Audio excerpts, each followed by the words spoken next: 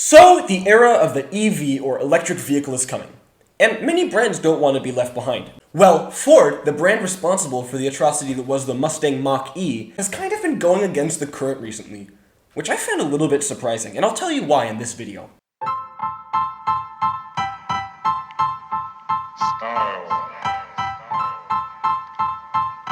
Style is the answer.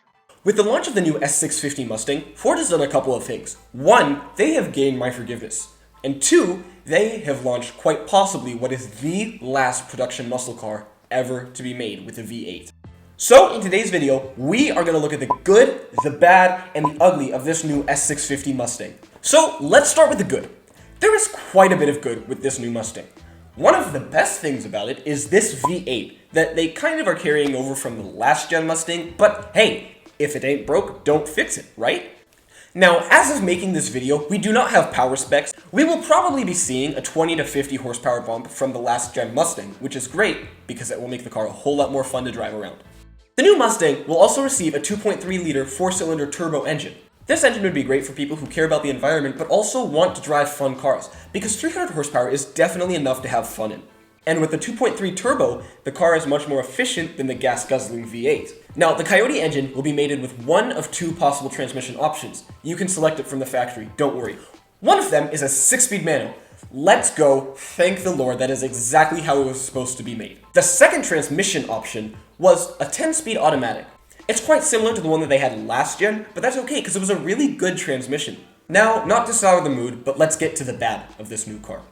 First off on the list of bad things is the price. Now, not the MSRP. Motor Trend estimates that these cars will go for about $30,000 for the EcoBoost, up to about $55,000 for the Dark Horse, which we will look into in a second.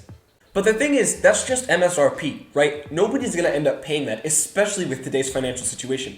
Because dealers are putting on huge markups onto these cars. The price is going from here all the way up to here, and it's not okay. Because what's gonna end up happening is people are gonna pay $60,000 for a brand new EcoBoost Mustang, which is not something that anybody should be paying $60,000 for ever.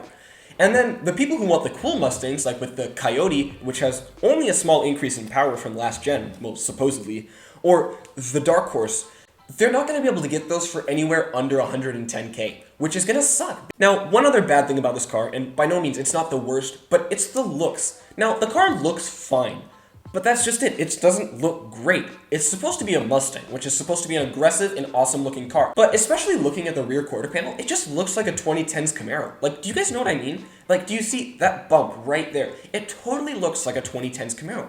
And the rear end, it just looks a little bit disproportionate. And it's not anything big, but some of it's just a little bit off. So I don't love the way it looks, but hey, you know, everybody's entitled to their own opinion. And I think from the front, it's one of the best looking Mustangs ever. So that's why it's not in the ugly part, even though, well, it is kind of ugly from the back. Speaking of, let's move on to the ugly. So, this is reserved for the worst part of the car, which I think is the interior. Now, just look at this dashboard. It looks all futuristic and fancy, but in reality, it's just going to be a pain in the behind to use. There is nothing redeemable about having this entire ginormous screen instead of a dashboard. Because in all honesty, nothing is more satisfying than actual gauges as well as buttons and dials. Now, one other good thing about the new Mustang is the Dark Horse model. This thing, in my opinion, should have been what the normal GT looked like, but oh well, that's fine. This Dark Horse is awesome. This super cool new emblem that Ford put on actually looks really cool, and I was surprised by it when I heard about it at first, because I really didn't think that Ford would do something like that. It should have a bump in power over the GT, similar to what the GT350 is right now, and will probably be just more of a track-focused car, which I'm super excited to see racing. And with that, I conclude my rant. It looks like a super cool car, and I'm excited to see it on the road.